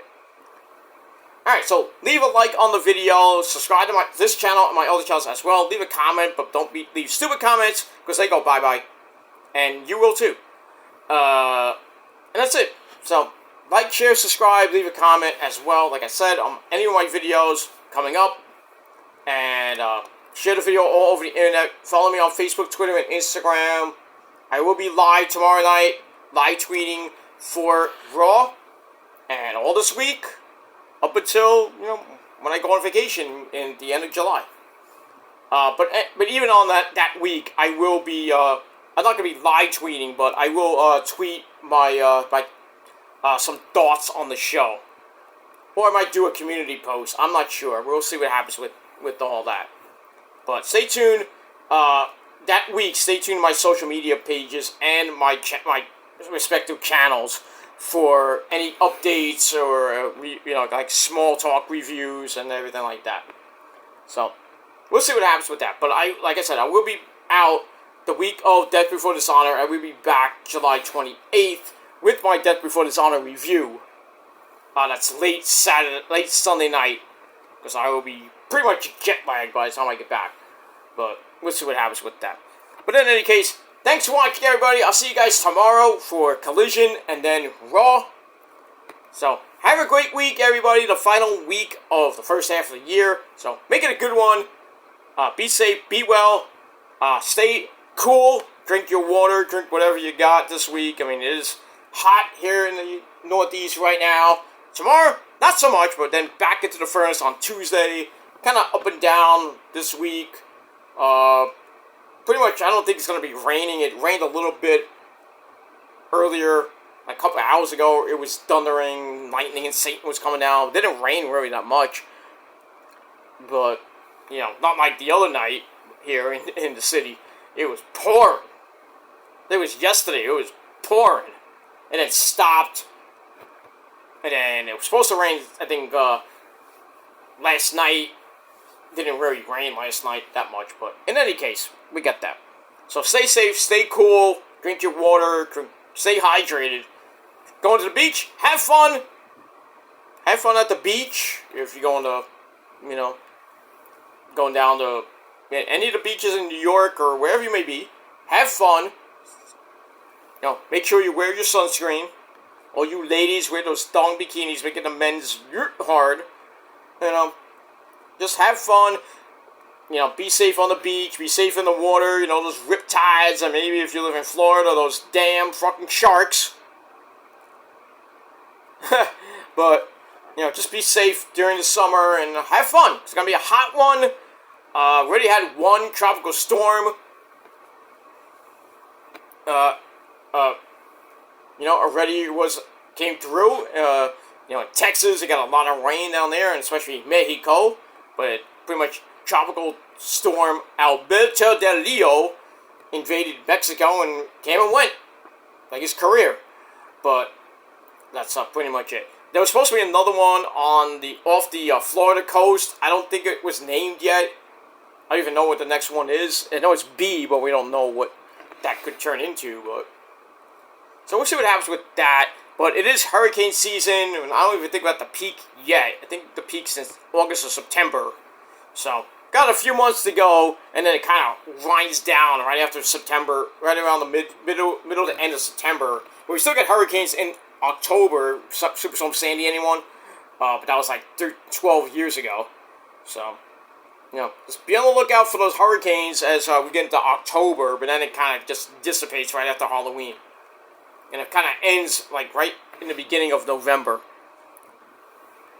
And that's it. Then the next thing if you're on the East Coast, you got to worry about, especially around my area and up north, is snow. So the winter is coming. Hopefully, it won't be a bad winter here in the New York City area. But if you're in Buffalo and points north, you're gonna be fucked.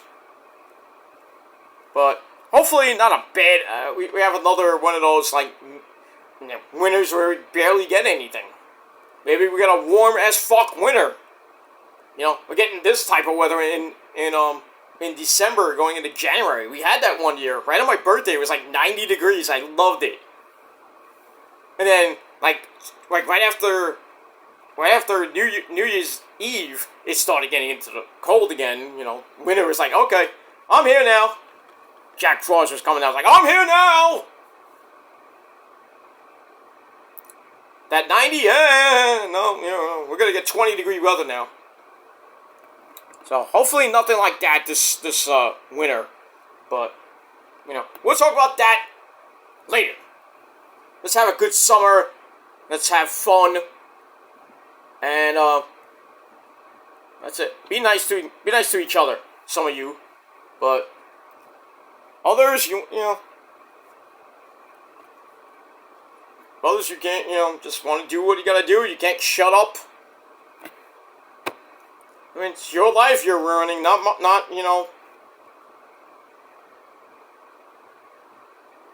You want to ruin your life with the crap you do? Then do it. I don't give a shit. Because I'm pretty much gonna live my life, gonna enjoy my summer. I'm going away in pretty much a month from now. I'm gonna enjoy my summer. And then after that, I'm gonna go through August, and then go through Labor Day weekend, and then we'll see what happens with all that. A lot of things going on this summer. Hopefully, some good stuff. There might be some good news coming my way soon. Maybe another raise. Who knows? Maybe another promotion. I did have those couple big meetings a couple weeks ago. So I won't know the results probably till the end of July. So about another couple weeks for that. So crossing my fingers, I get something big coming my way. But I mean, it is what it is, and that's that. All right, I'm out of here, guys. Thanks for watching. Have a great rest of your night if you're on the West Coast. You have a great rest of your night. You're on the East Coast. Go to sleep, asshole. And that's what I'm going to do right now. I'm going to go to sleep. Alright, thanks for watching, everybody. And until next time, if you're not down with all that I said in this almost 2-hour video, then, well, me and a whole bunch of other people that are way better than you, and you fucking know it, we got 3 words for you, and you better remember it, because it's been 15 years, and I said it every day for 15 years so far, and you will remember it for another 15. If you're not down with all that, we got 3 words for you. Fuck you, man. Simple, to the point, that's it. Alright, guys. I'm out. Be sure to tip your waitress on the way out. And I'm out. Peace!